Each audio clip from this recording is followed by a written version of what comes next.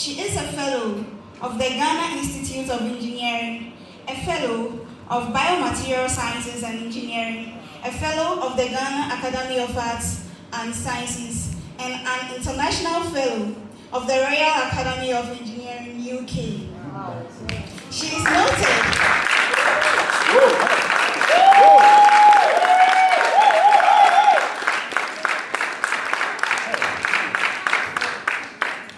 I'm fully inspired right now. She is noted for science and engineering education and has been the host or quiz mistress of the hugely popularly Ghana National Science and Maths Quiz since 2006.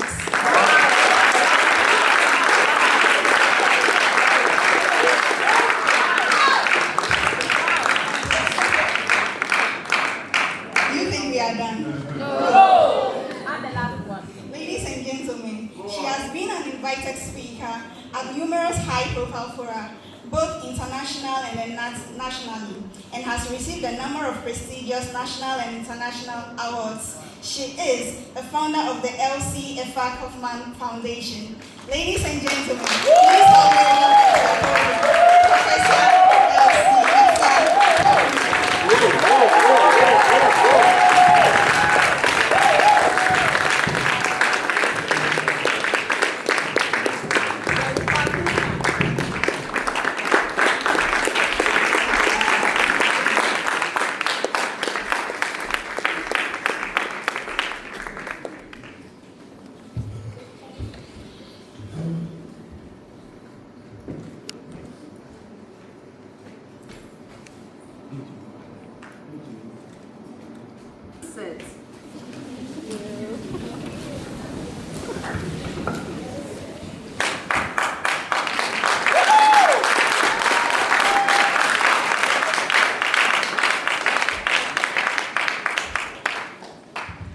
Good morning, everyone.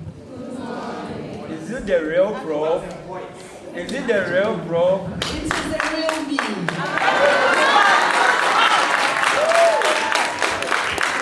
Good afternoon, everyone. Good afternoon to the convener of this remarkable conference, the distinguished women leaders here, the facilitators and organizers of the gathering of global impact makers, and most importantly, the young women who are the reason we are all here today. I would also like to acknowledge the mathematician. Thank you for what you do. So good afternoon all. I bring you warm greetings from the School of Engineering Sciences at the University of Ghana, where we are a powerhouse of engineering education. Yes. All right. I'm speaking to the theme for today's gathering. Pursuit of purpose, rising beyond limits. I want to begin with a question, and I want you to answer it honestly. Not out loud, but in your heart. Are you ready for the question? Yes.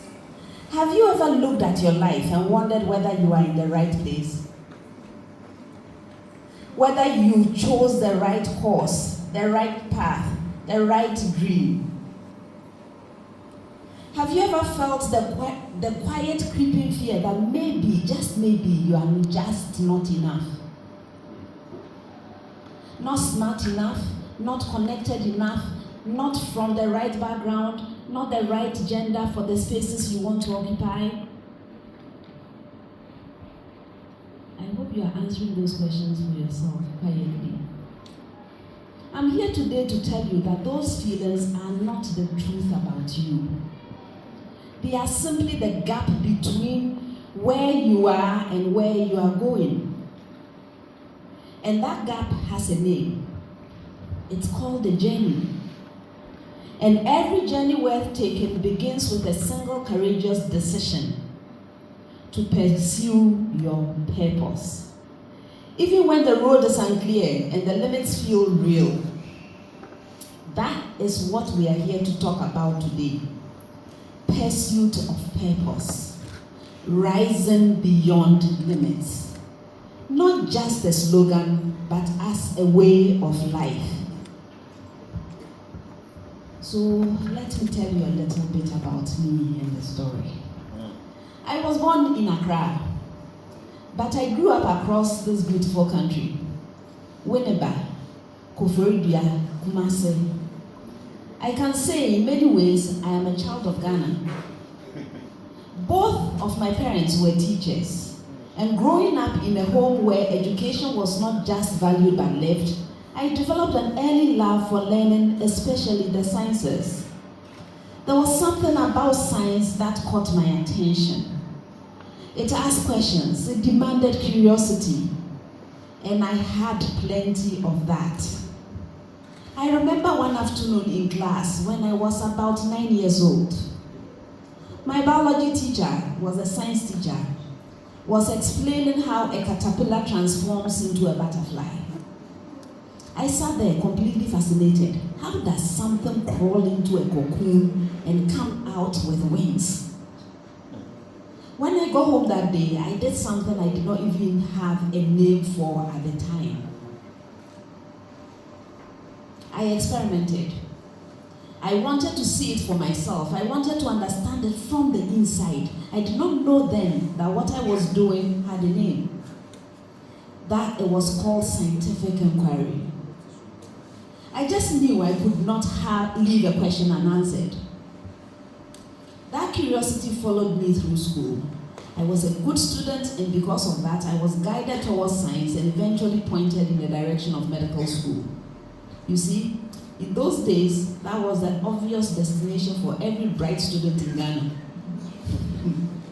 If you were sharp, you studied science. And if you studied science, you went to medical school. That was simply the path. All right, but then in my final year of secondary school, something happened that would change the entire direction of my life. My headmistress recommended me for a scholarship to the United World College of the Atlantic in Wales. And when I was leaving Ghana, I was told something I have never forgotten. Go, study, come back, and make a difference. And I carry that with me everywhere. After my time at the United World College of the Atlantic, I sat their SATs, passed and earned a scholarship to the University of Pennsylvania. I had always imagined I would end up at the University of Ghana Medical School, and indeed I was admitted to the University of Ghana Medical School. But I didn't go. That had been the plan though. But in the United States, you must first complete an undergraduate degree before entering medical school. So I had to choose a field of study. When I picked up the University of Pennsylvania prospectus and started reading, I came across bioengineering. Something about the way it was described caught my attention. It sounded like exactly the kind of thing a person would study before medical school, so I chose it. I will be honest with you. I arrived at the University of Pennsylvania not fully knowing what I had gotten myself into. But then, when classes began, something lit up inside me. This was not just a subject, it was a world where biology and engineering met, where science was not just understood but applied, where knowledge became solutions. Medical school quietly stepped aside. I had found something better for me. I had found my purpose. My father had instilled in us, his children, a quiet but powerful belief. He would say, whatever you choose to do, make sure you are the best at it or among the best. Those words became my compass.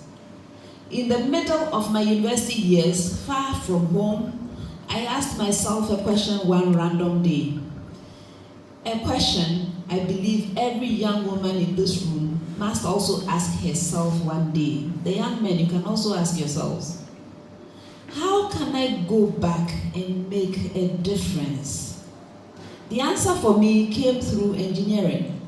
I realized that the problems of Ghana, that is the infrastructure, the systems, the development gaps needed builders. And yes, that includes the road. And I wanted to be one of those builders. Not just a student of science, but a builder of solutions. That was the moment I found my purpose. Okay, so walking in the purpose. In 2001, exactly 25 years ago, most of you here were not born, right? Yes. I returned to Ghana and joined the University of Ghana. At the time, there was no faculty of engineering. No. I was nominated, I was appointed as a member of the planning team to establish the Faculty of Engineering Sciences.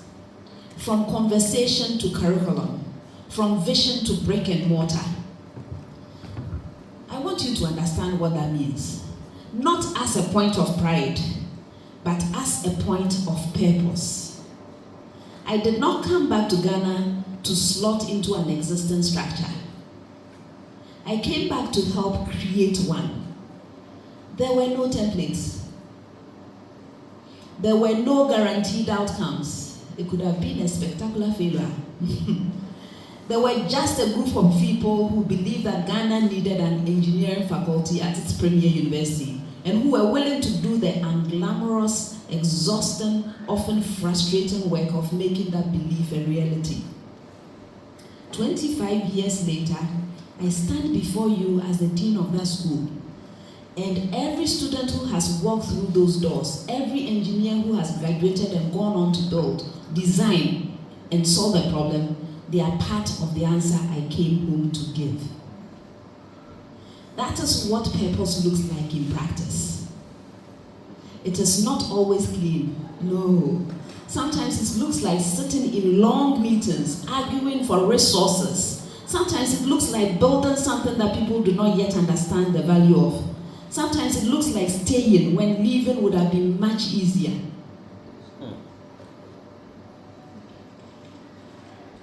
Remember, I said when I was leaving Ghana, I was told to go study and come back to make a difference. That is what kept me anchored when the work was hard. And sometimes it was really hard. Sometimes it did not feel like it was worth the effort. All right, now let's talk about being a woman in certain places. I will be doing you a disservice if I stood here and made my journey sound smooth, because it was not. I have spent the majority of my career in spaces that were not designed for women. Engineering. In Ghana and globally, engineering has historically been a male-dominated field. I have walked into rooms where I was the only woman. I have had to establish my credibility in ways that my male counterparts simply did not. And yes, I see it. I see it. I have navigated the quiet, persistent assumption that perhaps I was in the wrong room. That perhaps I should be somewhere softer, somewhere more suited to a woman. Yet, I stayed. Let's talk about what most of you know me for. The National Science and Math Quiz. Because I think it's one of the most instructive parts of my story for the young women here today. I'm the third female quiz mistress in the history of the program. I know you know that already.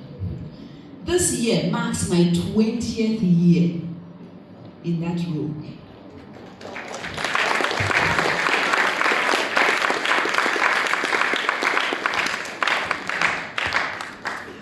20 years of standing or sitting in front of the brightest young minds in Ghana, asking the questions, maintaining the standard, holding the space. Let me ask a few questions. Do you know what it means for a young girl sitting at home watching the National Science and Math Quiz to see a woman in that position? Some of you should know. You've been watching, haven't you? Yeah. Mm-hmm. Do you know what it does to her sense of what is possible? I know because I have had students tell me. I have had young women say to me, I went into science because I watched you on television and I thought if she can do that, maybe I can do something too.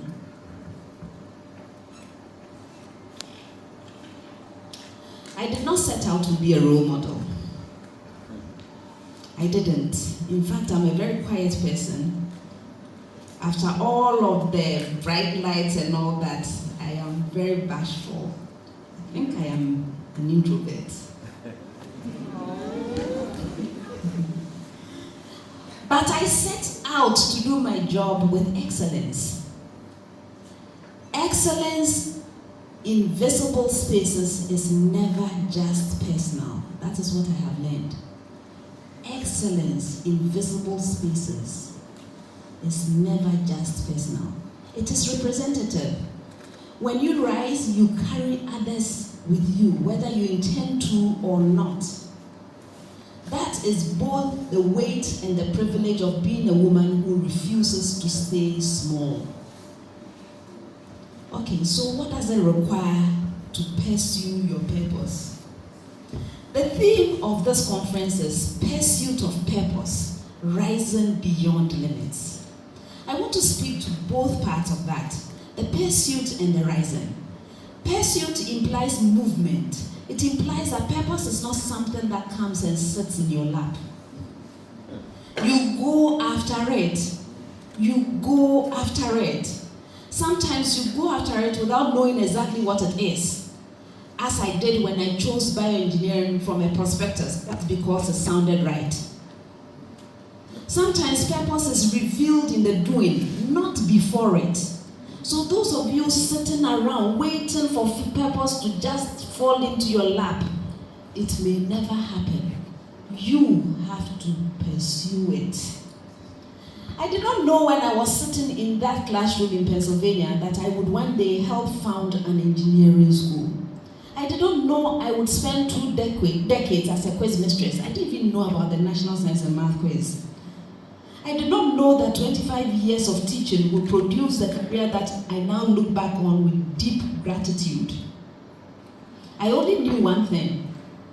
I had been told to go, study, come back and make a difference. And I intended to honor that. So my first word to you on pursuit is this. You do not need to see the whole road. You need to be faithful to the next step, one day at a time. Most of you, when you ask me, how are you? I say, it's one day at a time.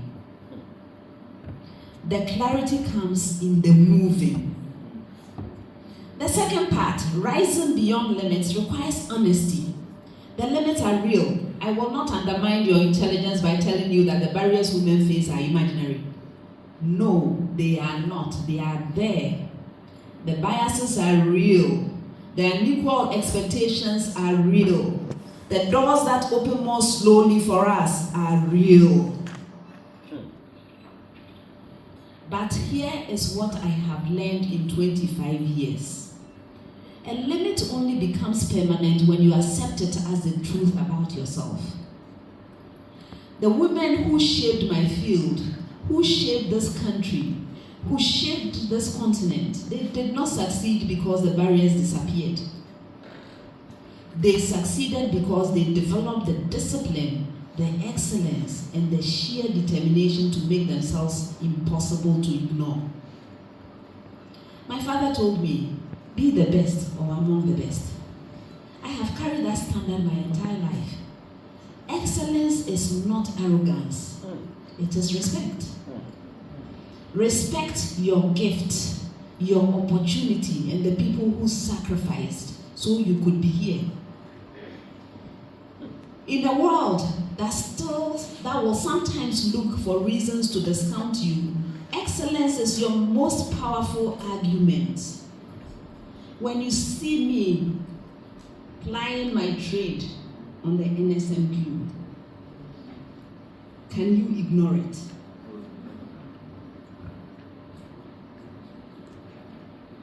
Be so good at what you do that the conversation about your gender becomes secondary to the conversation about your contribution. And find your people. I did not build the School of Engineering Sciences alone. I did not spend 20 years on the National Science and Math quiz without a team, without colleagues, without people who believed the same things I believed in. Community is not a luxury for a purposeful woman. It is a necessity. If I tell you how many times I have called on my mother to take care of my household so that I could go run off and do other things, you would be surprised. That woman is a saint. Surround yourself with people who challenge you to be better, who celebrate your wins without jealousy, and who will tell you the truth when you need to hear it. Those are your people. All right, so this is what I want to leave with you as I round up. 25 years ago, I stood at the beginning of a career I could not fully imagine. I knew I wanted to teach. I knew I wanted to make a difference, and I have spent my life honoring it. I did not always get it right. I have made mistakes. I suspect that's what Pastor wants to ask me about. There were hard seasons. There were moments of doubt. There were times when the work felt too slow, the progress too uncertain, the sacrifices too high. But the purpose held. And looking back now at the school we built, at the students we trained, at the 20 years of young Ghanaians inspired through a quiz program that millions of families watch together, I can say with quiet confidence, the difference is being made. Now, the mantle is yours. The next chapter is yours to write. I am bowing out soon. Are you ready to take over and do better? You people are the engineers, the educators, the policy makers, the entrepreneurs, the scientists, the magicians, the leaders that this country and this continent are waiting for. The problems are real and they are urgent. They need minds like yours, shaped by purpose and refusing to be limited by anything less than what you were created to do. So I leave you with the same words that were left with me all those years ago when you were not born. Go, study, come back, and thank you.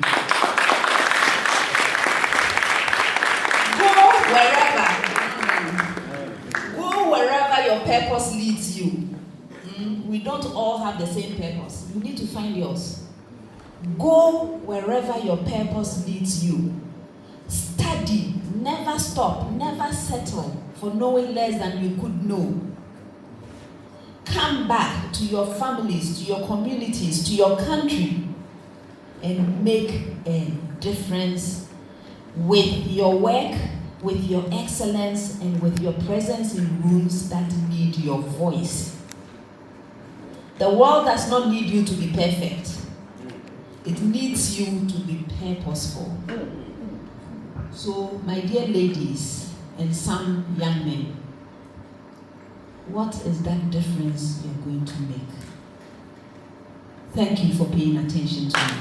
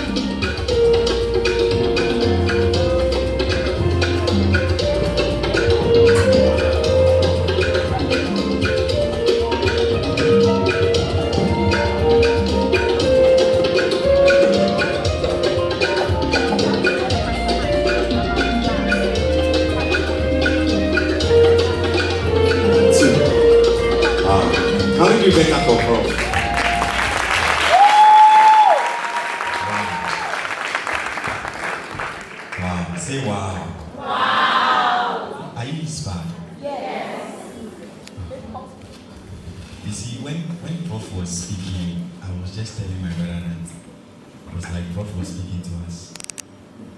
Like, because this morning when we got here looking at the program, yesterday we read from morning actually to evening, and a whole lot of things were happening. So we're actually taking a decision again to move. Yeah, to actually move. Yeah, to move, because we've been doing this thing for the past 5 years. We've encountered a lot of challenges here and there and all that, but I was like, no, it's like Prof was speaking to us. We can't move. We have to stay. Family, let's do it better for Prof. Yes. So, I need some microphones, like 2 or 3 microphones. Good. So, any question that you have right now, you can write it down. You have the opportunity to ask Prof. So before that, I'll ask Prof some few questions. Prof, thank you very much once again. So Prof, based on some of the things that you said, I think whilst I was speaking earlier on, I told you that I had some questions to ask. And actually, you have actually made mention of it, so it is good for me to ask. You made mention that you don't need to see the whole road, you need to be faithful to the steps. And you said something that purpose is not something you sit down, then it comes to your laps. So this is my question, that when it comes to the fulfillment of purpose, is it a warfare? Do you have to fight your way through? It's different for different people. Sometimes the opportunities that we get make life a little easier for us. So I work with all kinds of young people, from basic school all the way up to the adults that I deal with in my graduate level classes, right?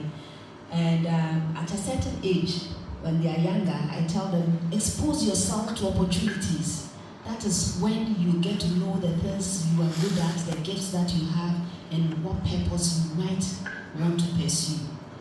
But it's not everybody that gets an opportunity to try things out. If you have a bit of privilege, right? So your parents are able to expose you to different things. You are attending different schools, you are doing different activities, extracurricular activities. It's easier, it may be easier for you to find that purpose. If you have people around you that recognize your strengths and talents and point them to you, it may be a little easier for you to identify purpose.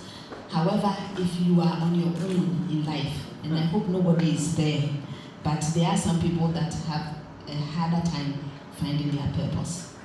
So, Prof, based on that, looking at, we've heard a lot of stories of people who have made it in life, and most often we hear that it wasn't an easy journey. And I think if we are looking at the percentage, those that have the opportunity to make it are very few. Yeah, based on statistics and the stories we've actually heard and read, realize that the people who actually make it with certain opportunities are few. Yeah, based on that. So as you are saying, since maybe someone is listening to us right now, doesn't have those opportunities. So that person is supposed to fight his way through. So what are some of the things that the person needs in order to be able to fight a way or his way through in order to fulfill purpose, since opportunities are not available for him or her? Okay, first of all, I have to disagree with you that opportunities are not available. This is one of the things that I talk about in my classes. So I teach engineering school students. I meet them usually for the first time in the 3rd year in the engineering design class. And sometimes it's mindset, right? Some years back, I asked the question, how many of you think there are opportunities right here in Ghana? Not many people. How many of you want to leave Ghana and go out? The whole class, with the exception of maybe 1 or 2. That's because we are programmed to think that where we are does not have opportunity. The next questions that I ask after this exercise is, why then do you think people are leaving their countries to come here when you are in a hurry to leave? If there were really no opportunities, we should not see anybody coming. But every year we see people coming. So I tell them there is a difference between looking and seeing. There's a huge difference between looking and seeing. if you just look, you will not recognize the opportunities. But if you are really seeing, understanding what is before you, you will find opportunity. Okay? So the opportunities may not come to us in very obvious ways. What our responsibilities are to build ourselves in readiness to see opportunity. And when we see the opportunity, to take advantage of those opportunities. So right now, Prof wants to divert the conversation, but we'll still come back to the conversation. So Prof just made mention of opportunities are available. What is important for us is to build ourselves and be ready. But you made mention that there's a difference between seeing and looking. So maybe, for instance, many people are seeing, but they're actually not looking. So which has to do with focus. If they are not seeing. They are looking, but they are not seeing. So can we say the seeing has to do with paying attention to this, which has to do with focus? Exactly. Okay. Exactly. So now, I presume many of the audience here, they are university students. yes, please. Oh, okay.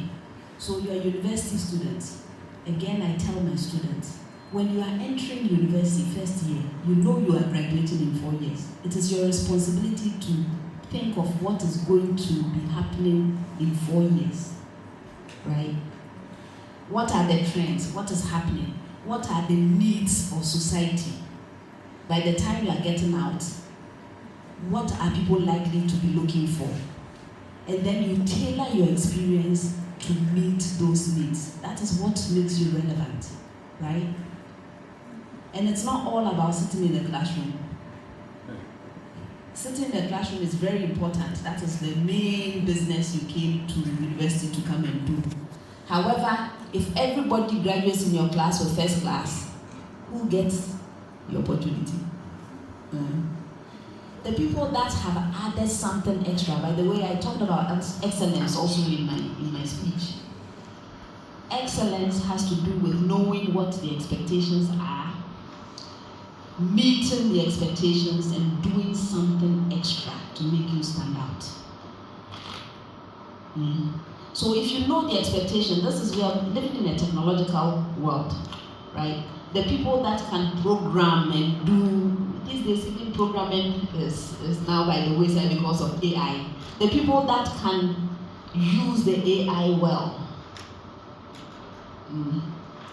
that can even come up with new technologies, they are the ones that are going to be needed in the future.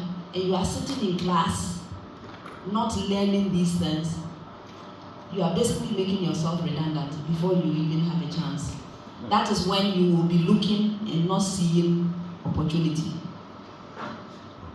So thank you very much. Prof, I want to ask this question. So right now we are looking at seeing opportunities, focusing on that. Looking at our dispensation right now, I believe that the distraction is becoming alarming in the sense that right now, see that most of the young ladies, including some of the guys, spend most of our time on social media, especially on TikTok.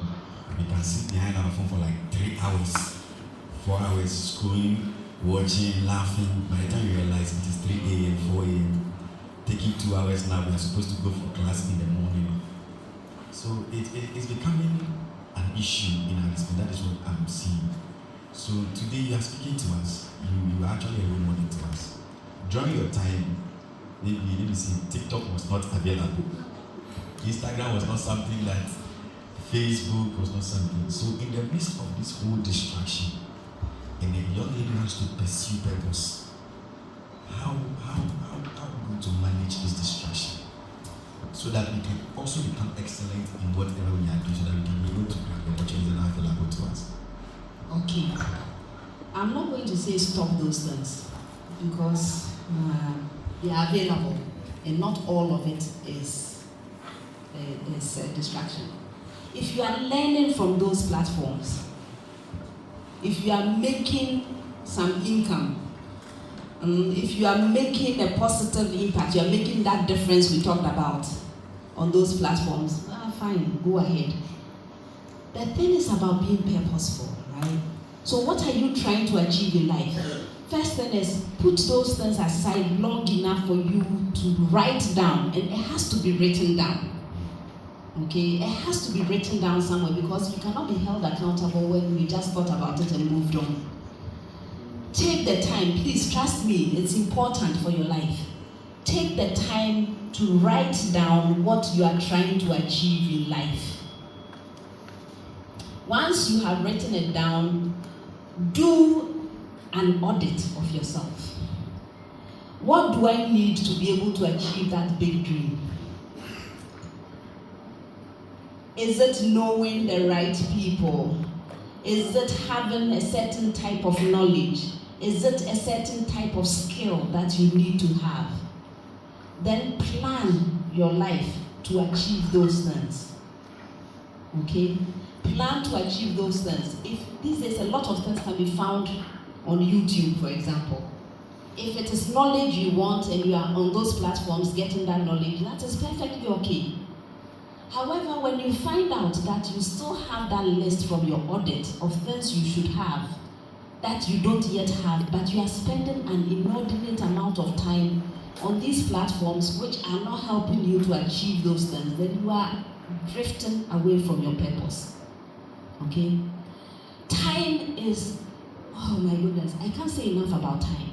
All of us, we have, you agree, we all have 24 hours in a day. By the way, Pastor, maybe you can help me. I've been praying to God for an extra 2 hours a day. God, in His wisdom, is not granting me that wish.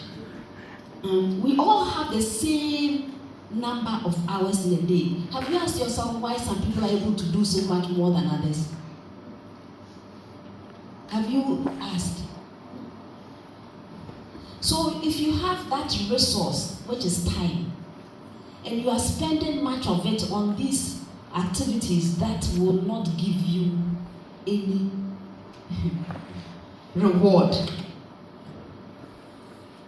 why are you wasting your life? You know, I'm sure you are all here because you believe in God. There is judgment coming, right? The things we will account for, I believe, is one of the things we will account for is time. I gave you so many years.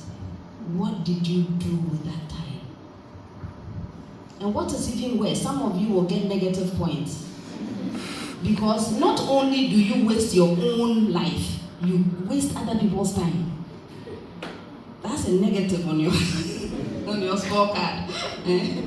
So we have these resources. We have time.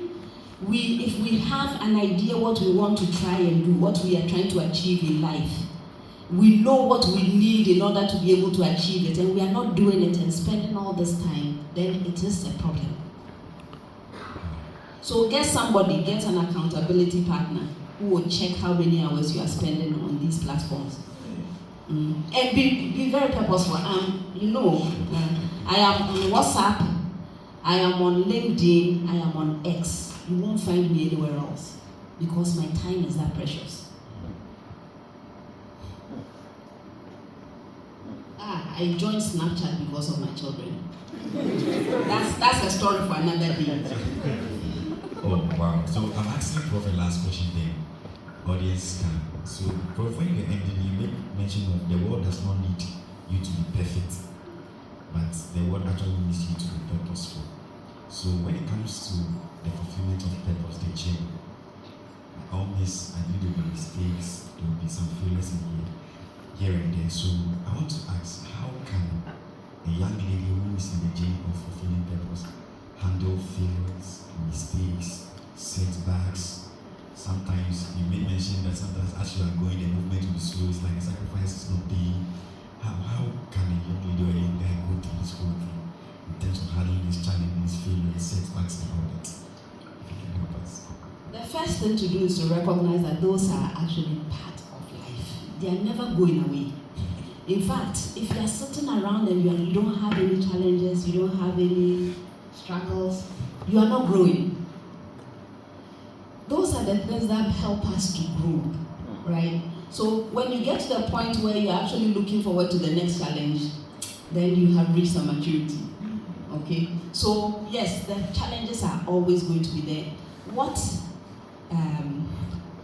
what we need to do is to prepare for those challenges and to see all of those as part of the journey, right? So you have a challenge, you are forced to think through the challenge. The real failure is not learning through a challenge. That you've been through something, but you didn't learn anything out of it, then you really have experienced failure. But as long as you learn from it, you are making progress, right? As I sit here, I'm the sum total of all the things I have done right and wrong. I am the way I am because I have made certain positive moves. I have had challenges. I have dealt with those challenges in a certain way. Because I have dealt with certain types of challenges, I know how I can start solving the next one based on the experience of the previous ones. So that's a way to look at challenges in a positive light. If you allow the challenges to overcome you, then you really have not made it. I mean, let's appreciate.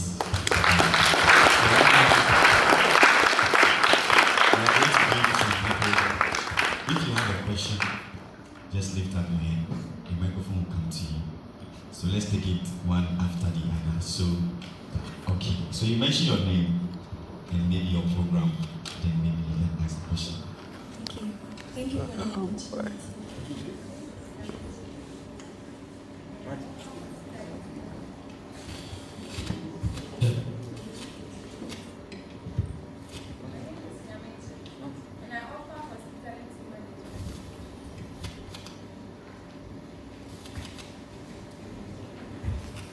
Okay, so my name is Namiche, and I offer hospitality management. So there's something they say that the environment shapes you. So maybe I can't move out of the environment I am in right now. But how do I make or conform? How do I make or conform my environment to suit the pursuit of my purpose? That's my question. Prof, should we take? Okay. So. Okay, let me ask the question. No, you ask. Yeah.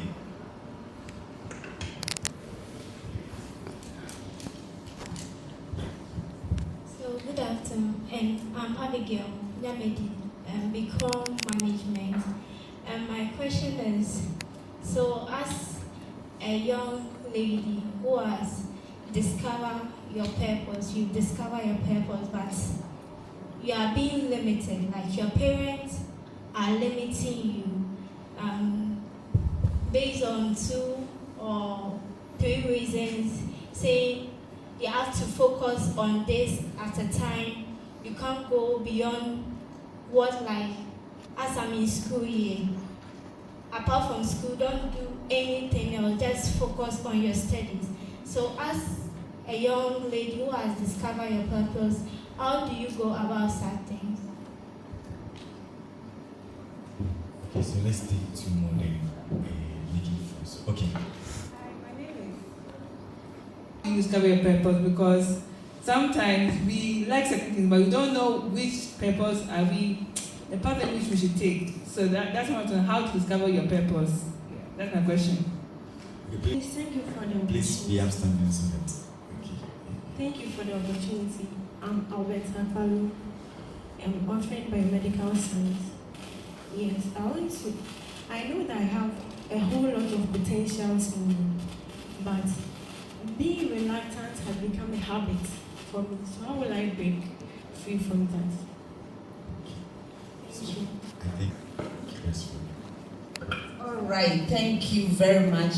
Exciting questions. First one is Nyameche. She's in an environment which she doesn't think enables her to be her best. So how can she get her environment to suit her purpose? It's possible to be in the worst of environments and still shine brightly. Have you seen that happening with some people? Okay. Everything starts with mindset, right? The fact that you have already identified that the environment is not helping you, is information. Now is the next step is to strategize based on the information you have to be able to achieve what you need to achieve. Sometimes you need to take yourself out of the environment. You may not be able to take yourself out completely, but because of your aspirations, do you know that you become more like the people that you hang out with? If you find yourself in a geographical environment and you decide to stay there, you may not be able to achieve whatever purpose, that greater purpose that you have for yourself. You may have, and these days, you see the same social media we are talking about, that is the same social media sometimes that will help you to extend yourself out of your geographical situation, right? You can have an environment that supports what you are doing, right? Right now, I'm doing research. I have my research teams that are with me right on campus, the ones I see every day. I also have my research teams that have nothing to do with me in terms of geography. And yet they are able to work with me, I am able to work with them, and we are making progress on the project. Right? They are still my environment in spite of the fact that they are not physically with me. So design your environment. There are certain things you cannot handle. Don't struggle too hard with those. Make choices that will help you to come into contact with the ecosystem that will help you to grow. Okay? All right. Abigail, parents are limiting. They want you to just study and study and study. I have several stories around this one. Maybe I'll share. Okay. So, our parents want the best for us. Abigail, where are you? Yes, our parents want the best for us. I have 3 children. I want the best for them, right? And so sometimes the things that they ask that you do is because they are also afraid. You know, I see 2 types of mistakes that people can make. The reversible ones and the irreversible ones.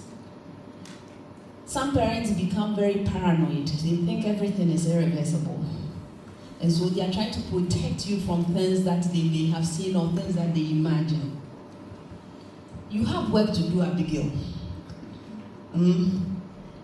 You have work to do, because when parents begin to see everything as a threat like that, it's because either there is not enough knowledge about what is happening in the world, right? Or they do not have enough trust in their child. Let me tell you the story of my daughter, my second daughter. This young lady did not seem to like studying. So we're all worried in the house. Exam period, you find her lying down.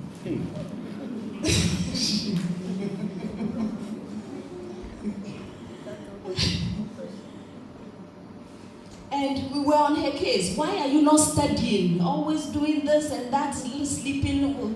Why are you not studying? He says, I have finished studying. Is it possible to finish studying? Anyway, this girl is capable of finishing studying. So finally, this was during BEC time. Her BEC results came, beautiful results, in spite of finishing the studying and sleeping. Right? Okay. Then she goes on to senior high school. I get reports from the house mistress. Your daughter that never studies, she is always playing basketball. What do you think I did?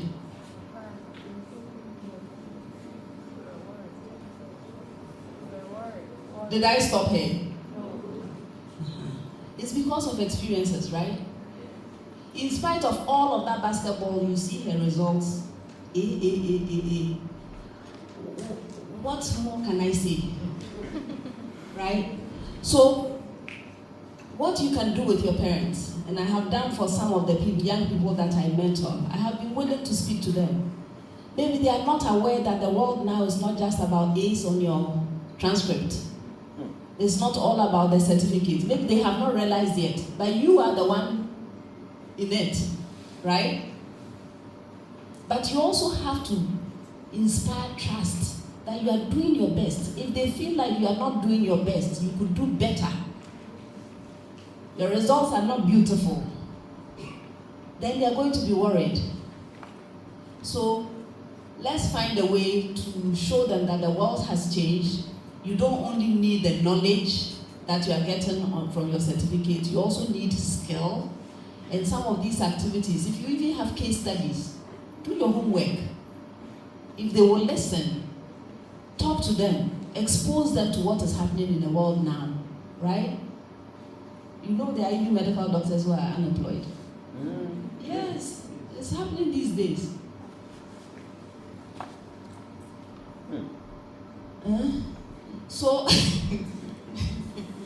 So the reality must be shown, and you have to be a credible witness for what you want to do. If you are not credible yourself, it's not going to help, right? And have people who will be willing to support you to talk to your parents if necessary.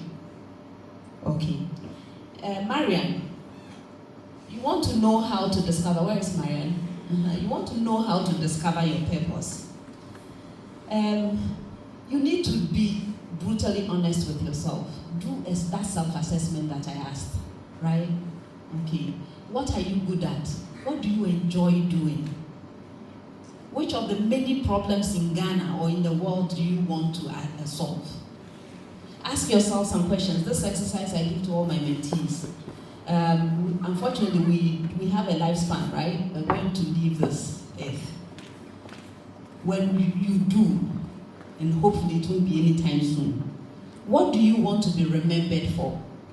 Who do you want to remember you? When you're able to answer such questions, and don't be in a hurry to answer them, reflect on your life, find out the things that are of value to you.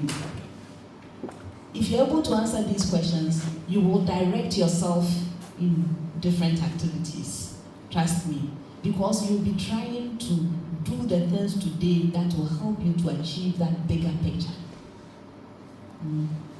That is how you find purpose. And sometimes you are too close to yourself. So ask the people that know you best. When have you seen me the happiest? Which activities do you think inspire me? Let them give you the examples.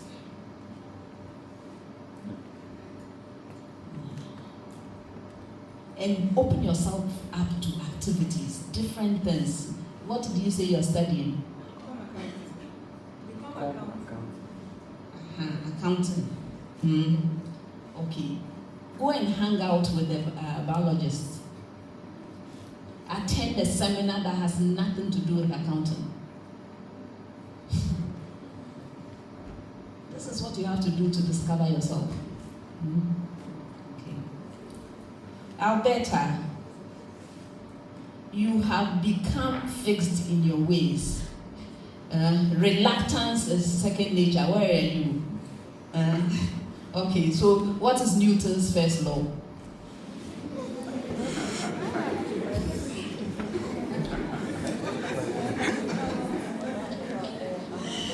Recruit somebody who remembers what Newton's first law says.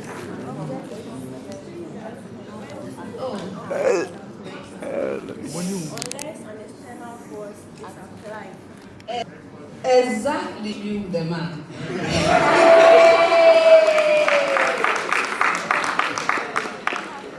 Okay. A body will remain in this state of rest or uniform motion until an external force acts on it. Okay? It is human nature. It is a law of nature. If you have lived your life in a certain way for a very long time, it is second nature to you. Reluctance is your business. And you are excelling at it. Actually, I don't believe that reluctance is your business, because otherwise you won't even be here. The fact that you are sitting in a room like this means that you have overcome some of that reluctance. Okay. So, knowing, understanding your problem, diagnosing it is halfway to the solution. So the fact that you have recognized that reluctance is your trouble makes it easier for you to deal with it. So when an opportunity comes up, what you should ask yourself is, what is the worst thing that can happen to me if I go for it? What is the worst that can happen?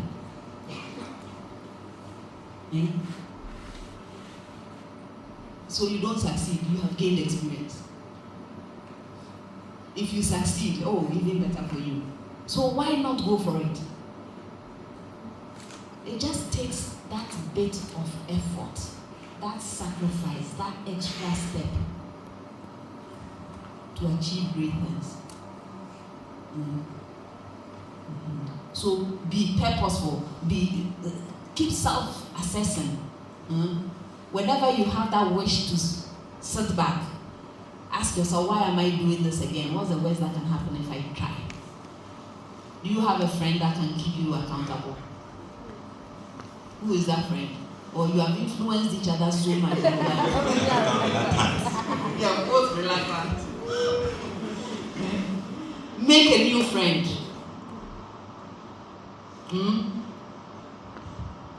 Okay. Wow. Well, let's appreciate Prof. I hope you enjoyed the conversation and we are learning something. So, just to add to what Prof said, in Prof's keynote speech, Prof said that clarity comes in the movie. So you don't have to see the complete road, you just have to be faithful to the steps. So just move. So the one who asked the question how to discover purpose. So I want to recommend this book, The Hidden Secret of a Woman. I wrote this book, I think in 3 years ago.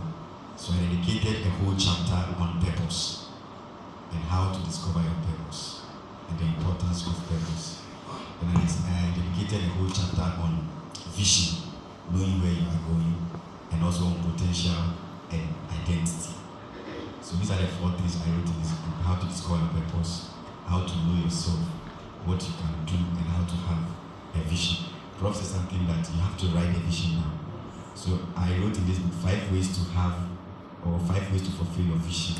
The first one is write it down.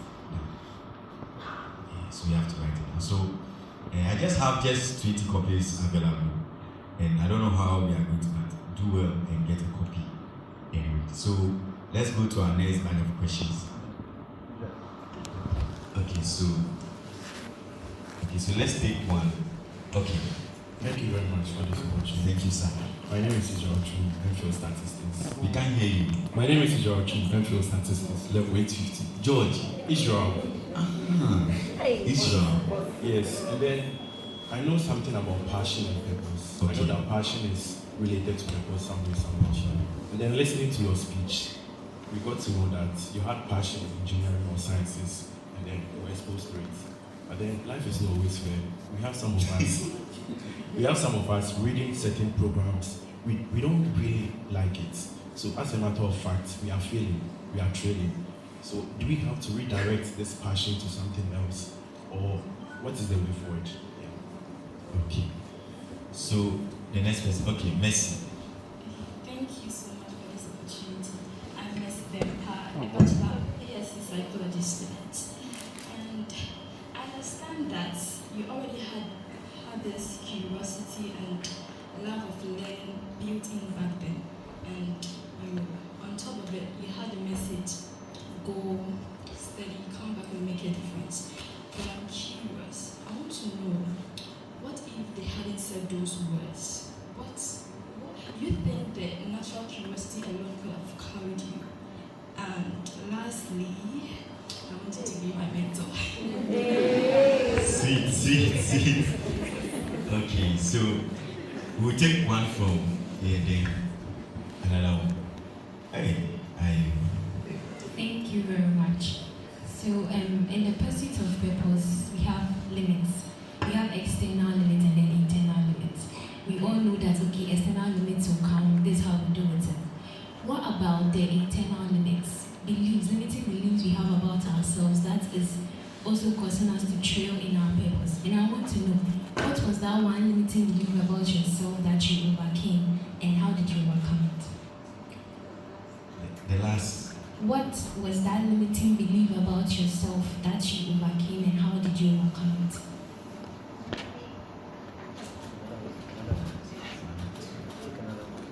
So Hello. we'll take two more, then Prof will answer them. Hello, Prof.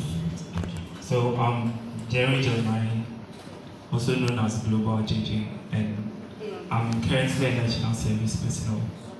Yes. So my question is, I want to know the mentorship in our life. At what point do we choose someone as our mentor? And at what point, doing the mentorship, do we align ourselves that, no, at this point it's getting too far, so I have to change this person to another person? Thank you very much.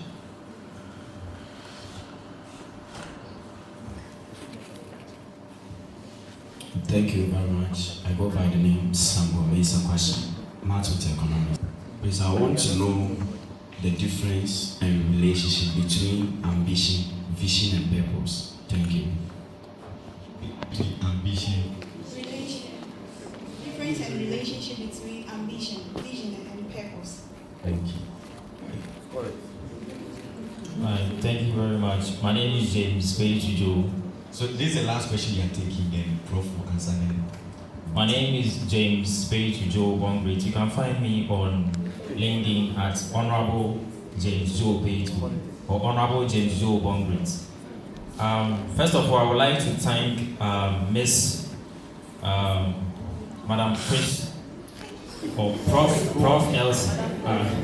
Prof Elsie. First of all, I would like to thank you for accepting my connection on LinkedIn recently. Second on my list, I would like you to elaborate on the statement that you made on your recent TEDx talk about the education system here in Ghana or in Africa. You made mention of, which I state, our educational system has been programmed to reward students who know how to memorize rather than those who actually know how to do something. So I would like you to elaborate more on that and then give us more information about that also. Thank you. Thank you. Alright. I have so many questions here. Let me go through them one after the other. If I've forgotten, you remind me a bit. Okay, so Israel talked about a lack of passion for courses that some people are following, for which reason they cannot excel. It's true that I have not seen anyone excelling at things they are not passionate at. However, I have seen people surviving and even making the best out of poor situations. All right. So you have come to university. What year are you? Second year MPhil. You've gone all the way to second year MPhil. At this point, what I will say is this. Don't take it, because sometimes a lot of the time we take the subjects we are doing at face value. Okay, so we are taking a course in, which is your course? Accounting. Statistics. It's about the statistics.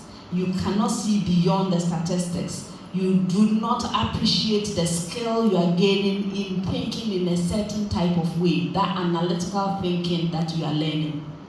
When you do your audit, you don't add that skill, because it's not tangible, right? And so you don't see why you are doing what you are doing. What I'll say is this: yes, it's good to have things you are passionate about.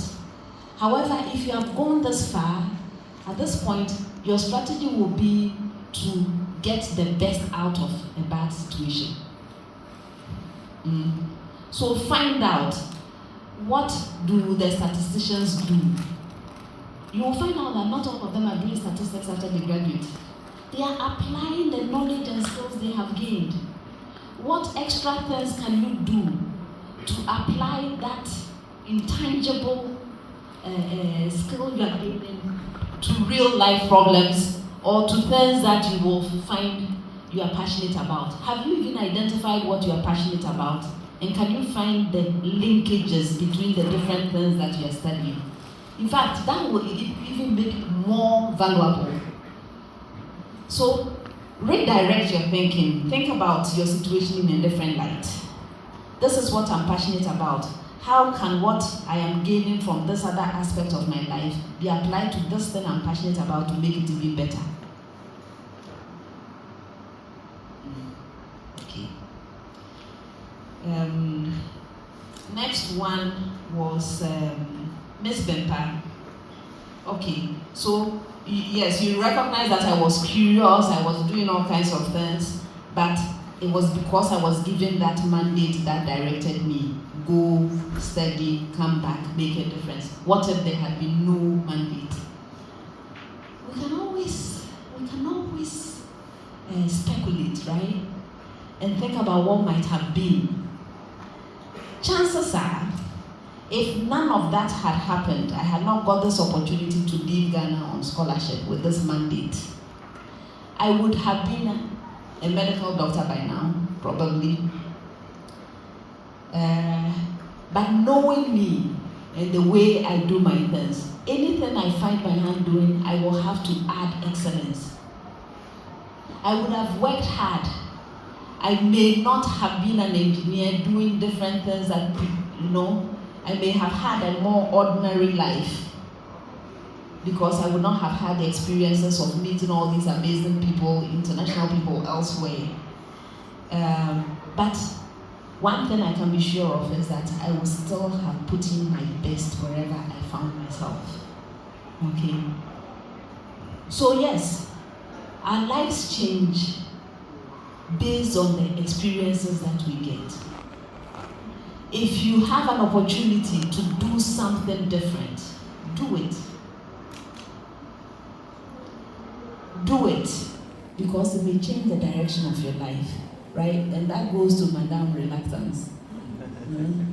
If you are able to step out of your comfort zone, it is when you step out of your comfort zone that you are going to grow, right? So it might have been more comfortable for me to just stay in Ghana and follow the normal path. But it was harder for me, but also life-changing for myself and many other people because of the choices that were made. All right, and you want to be my mentee? Let's talk later, okay? Let's be back. All right, I didn't get the next person's name, but she talked about limits, the external limits in Selassie. Okay, where is Selassie? Yes, the external limits and the internal limits, but she wanted to focus more on the internal limits. Okay.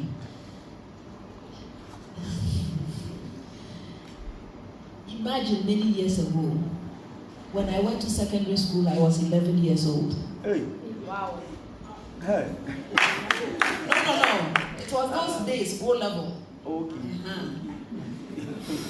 But still, I was one of the youngest in my class. Okay. I was very small, I was very tiny, and my parents took me to school, my mother took me to the dorm. I met these seniors. Even my classmates were bigger than me. Oh, imagine. First day, and I said to Mommy, are you really going to leave me here? And my mother told me something. She said, it's not about size. It's not about size. My internal limit at the time was comparing myself to others that I met at school. Right? I saw I was small. I had come from, I went to Nana Kwekuwate Experimental School in Koforidua. Those days it was a Saito type of thing. I went on shift, morning and afternoon shift. Wow. Okay, and I went to the school and I saw the people that were coming from Morning Star or whatever in Accra. Prof, you go to private school? You go to preparatory school? No, not at all. Saito? Yes. Wow.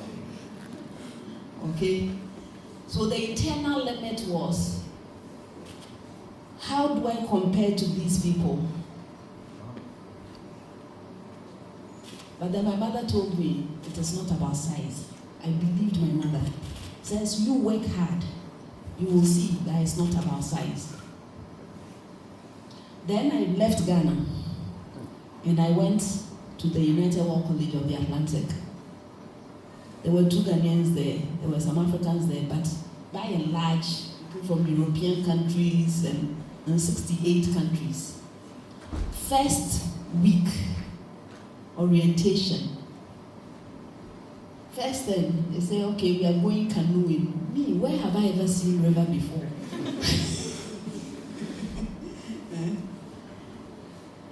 It was September.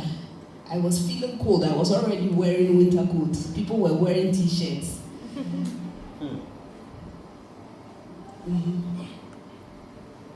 How do I belong in this place?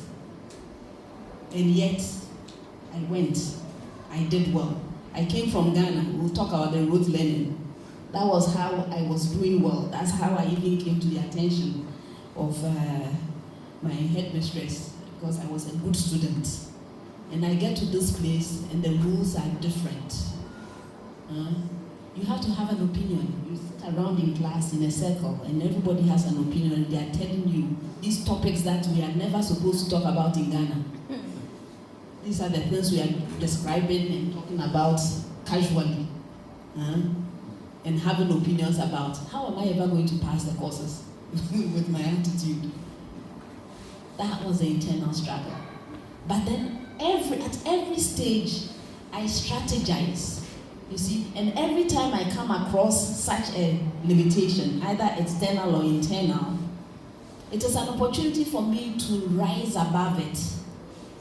To see that there are people who have been able to do it. Why can I also not do it? This is the reason why I can leave my comfortable life somewhere, come to Ghana, in a department where I am the only woman, where, stories are for another day, right? And I still decide that I'm going to survive in this environment. Not just survive, do really well in this environment. It's a decision, it takes strategy, it takes hard work, sometimes working harder than anyone else. That is what it takes. But it's still going on. But the thing is not to be overcome by these things. To realize that it is normal, it is human. However, there is something you can do about it. And so you go ahead and do it. That's what it takes. All right. There's global GG. The role of mentorship. Yes. Mentorship is extremely important, and whether you like it or not, we are influenced by what we see and what we do, right? What we see others do. For most of us, our earliest mentors are our parents or the household in which we grow up. Whether you want to acknowledge it or not, it is the case. Okay?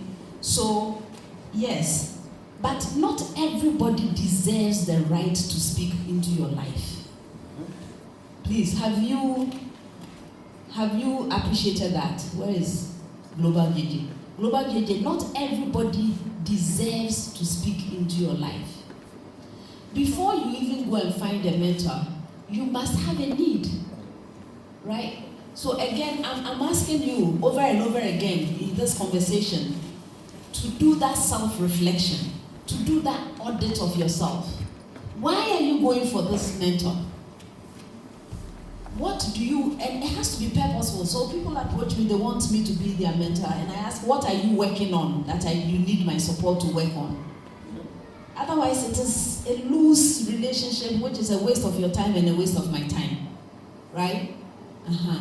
So you must be working on something, and you must have identified someone that can support you to work on that particular thing, right? That means that you don't have one mentor and that's the end of it. A lot of the time, you need multiple mentors because you are working on different things, or sometimes you don't need any formal mentorship because you are not working on anything, you are just wasting somebody's time. Please, do you get me? So the mentorship relationship should be purposeful. If possible, it should be time-bound. That within this period, I should see this result out of this mentorship experience I'm having with this person. Please, are you getting me? It doesn't have to be one person. It can be multiple people, and by the way, mentorship can go on for life. As I sit here, I still have mentors, right? But that's because we are doing different things, and every mentorship relationship is different. There are some mentors I have, I don't disturb them at all. I'm watching their life. If I have a question, I can pop a question and then move on. There are some I want to sit down and have discussions with, right? And it's the same thing with my mentees.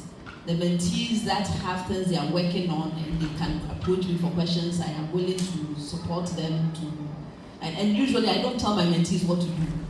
I let them figure it out themselves by providing examples and experiences. So please be careful. It's not mandatory to by all means find somebody, even when the relationship is not going well, you are still sticking by it because you must have a mentor at all costs.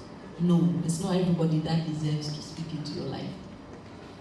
Right. Samuel, you want the differences, the compare and contrast type of question, right?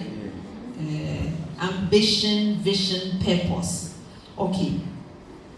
So, I asked somebody to think about the problem that they want to, the solution that they want to contribute to the world, right? You heard me asking, where is Samuel? Someone. So you heard me asking, what is going to be your contribution to the world, right? That speaks to both vision and purpose, right? The purpose is the goal you have in life, and the purpose is shaped by who you are, your personality, the thing that is unique to you. Please, am I making sense? That is your path that you are laying for yourself because of the combination of unique things about you, right? That is the way I see it, the purpose. The vision can be broader. Multiple people can have similar visions, right? Yes. So, think of it this way, somebody's vision is, okay, I want to contribute to Ghana in my capacity as the highest leader of the land. That means you're going for president. Do you think you are the only one with that vision?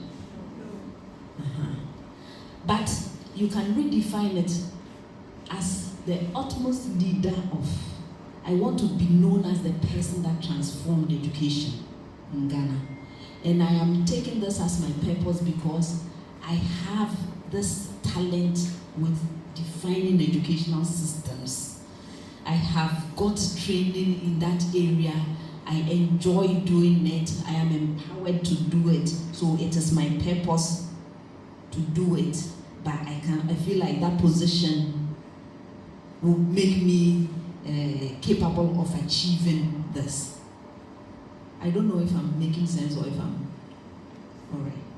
Ambition has to do with the wish to go as high as possible, as far as possible with something. So in this same example, the ambition will be doing everything it takes to get elected. Right? Is my example helping at all? So the vision is wanting to attain something. It may not be unique to you.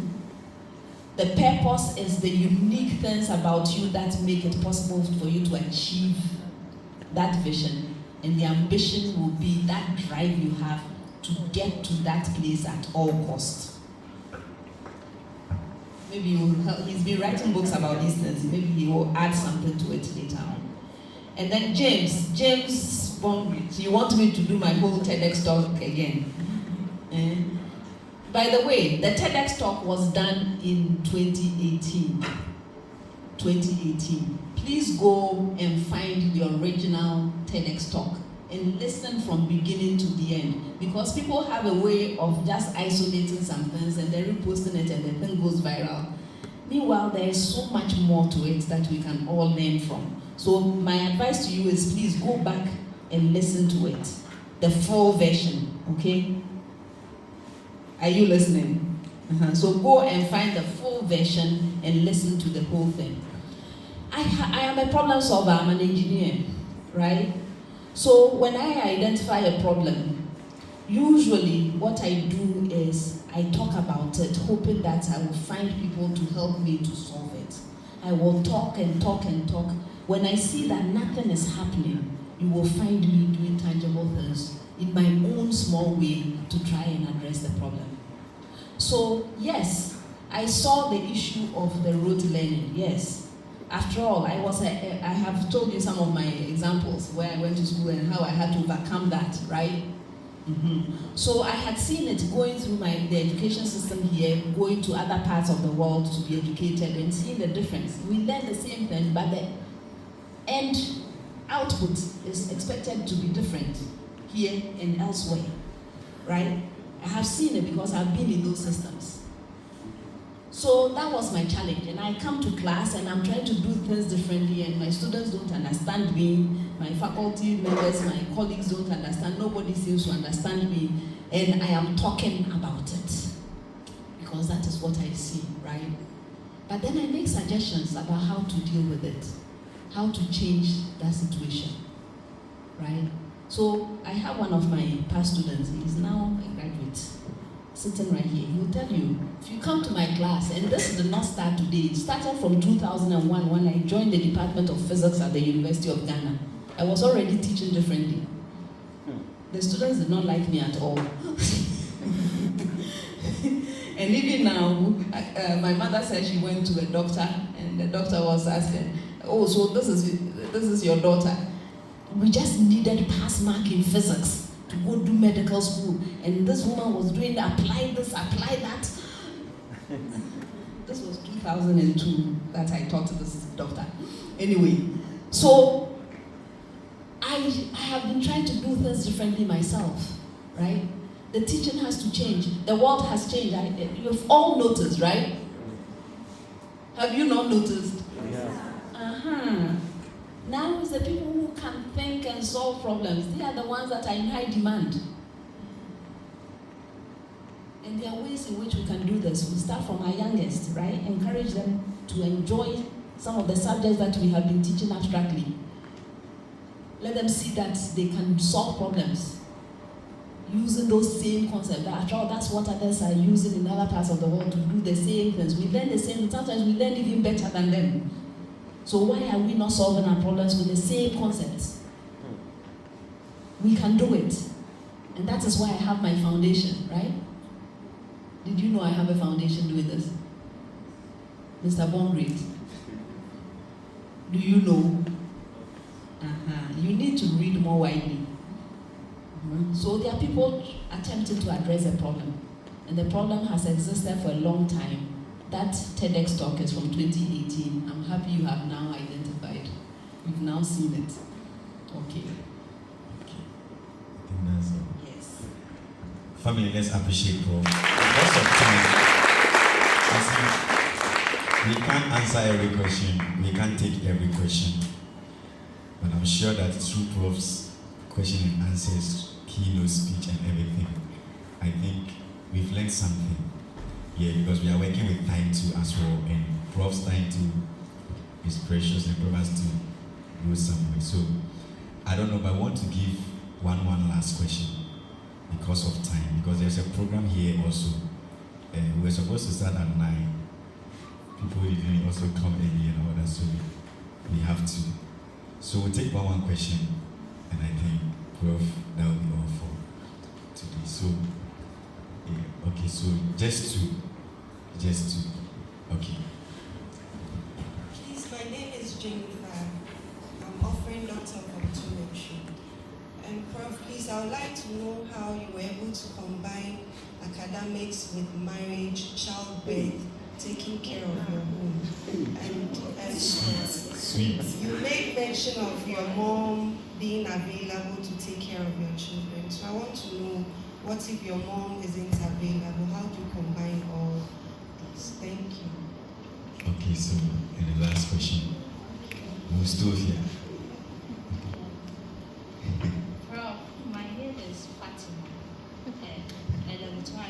Bachelor of Science, Molecular Biology and Biotechnology student. And I think I'm the odd one in the room. So my question is, how can someone like me be like you? Because in today's Ghana, how do I find someone like me, someone fully covered? Like, do you guys get it? We get it. So how can I get there? How can I be like you when society doesn't criticize me of being outmoded? Thank you.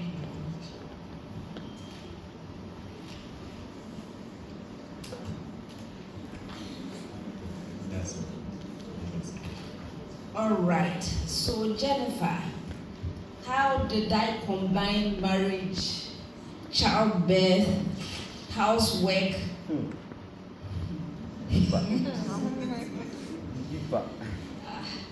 You know, people have been asking me about balance, work-life balance. I don't think anything about me is balanced. I am completely unbalanced, which is not the best, but anyway. I did the things I needed to do at the times I needed to do them. Let me just put it this way.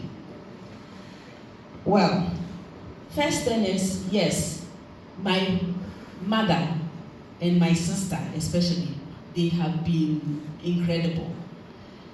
You need strong support to be able to do some of the things that I did. First, I got married in Ghana. I brought my husband at the time to Ghana and got married here in Ghana. Why did I do that? Because of course there was family pressure like everywhere else. Okay, when are you getting married? On and on and on, and I listened to it and I got married. But then I was actually wise about it because it was my mother that was telling me about marriage, you know, right time to get married and so on. So I said, okay, so mommy, if I get married and I have the grandchildren that you want so much, you are committing to helping me because I don't know how to do these things. And she agreed, and I held her to her promise. So when I had my first child, I was still doing my PhD. Those of you who are in graduate school, you will appreciate what it takes to combine something like that with having a child. But again, it has to do with mindset. I didn't go into it with my eyes closed. I actually had a bit of a plan around it. So for example, you will see I had my 2 daughters, both of them in December. Why? Because I figured in December, there are some holidays.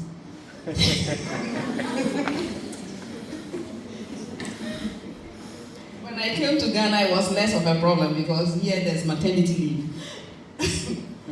Right? So understanding the circumstances of your life makes a difference, right? Planning ahead makes a huge difference. If you're a woman and you want to have all of this, you must find the time to be able to do these things. Right now, I'm Dean of School of Engineering Science, so I don't think I will survive with any small children in my way. It will simply not work. So that is why I say I did the things at the time that they had to be done. So plan your life. Find somebody who can support you, because most of the time, I was a single parent. Sometimes I reflect on it and I wonder, how was I able to raise 3 children, still make reasonable progress in my career, and be where I am today? It takes planning, it takes support. As I said, my family has been unbelievable in terms of support, and it takes the grace of God, because there are some things I simply cannot explain. Doesn't make sense in any way. It has to be the grace of God, right? So please, Madam Jennifer, it takes incredible planning to be able to do that. Knowing what you want, making sure that you are doing that, and find somebody that can support you to be able to do all these things. Don't sacrifice your life on the altar of having everything. Sometimes some things will have to go. You need help. You are human like everybody else. So find somebody that can be supportive. If they can't support you to do these things, sometimes it's better to be on your own. That's another story for another day. Yes. All right. Fatima, you are asking about being like me. Actually, that's one of the things. I don't want people to be like me. I want people to be the best versions of themselves. Right? I believe that the young ladies in this room today have far more opportunities than I had in my time, in terms of access to knowledge, access to information, a broader worldview. In my day, before I got a chance to go outside, and even then we didn't have internet, right? So if you wanted some information, you had to go to encyclopedias in hard copy, in libraries. So you have much more access to information, you have much more access to knowledge than we did in our time. So aiming to be like me, I feel like you are lowering your standard. You have to be better than me, okay? However, there are certain things that you need to also decide for yourself. If you think about what others think of you all the time, you are going to be limited, right? The moment you satisfy one external person, another person is unhappy. At the end of the day, you are left with you yourself in your conscience. Please, did you get me, Fatima? At the end of the day, it's left to you. So while you are chasing other people's opinions of you, if you don't know what you yourself, what you want for yourself, you will always be unhappy with whatever it is that you achieve. Okay? So my advice would be this. Think about what it is that you can achieve, what you want to do. Is it not possible to achieve those things, to be just the way you are and be happy with the way you are? Please, are you getting me? There are certain things that, I was talking about my various teams that I have. There are certain things that the people, me, I'm at a disadvantage. Everybody knows what I look like or who I am because they can search for me and see me. There are people doing really well out there in their chosen areas of expertise without anybody even looking at them or seeing them. We live in a global world now. Please, do you get me? It is more important to understand yourself, what values you have, what you are willing to compromise, what you are not willing to compromise, and be happy with the decisions that you make for yourself rather than looking at what external people are saying about you. So find something you can be happy doing, something that you love doing enough to excel at. And think less about what the people are saying. Thank you very much, Prof. Let's appreciate Prof.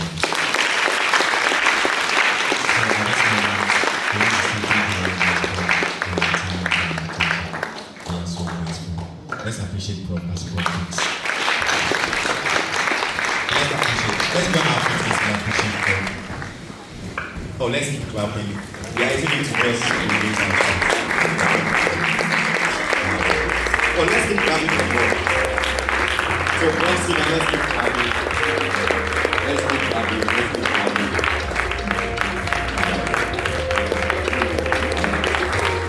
It is wonderful.